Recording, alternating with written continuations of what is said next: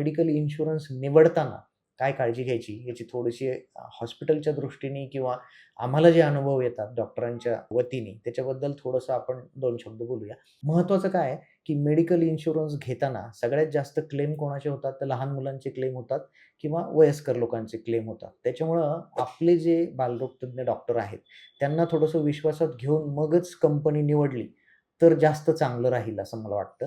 आणि इन्शुरन्स कंपन्यांमध्ये खूप कंपन्या आहेत आपल्याकडे.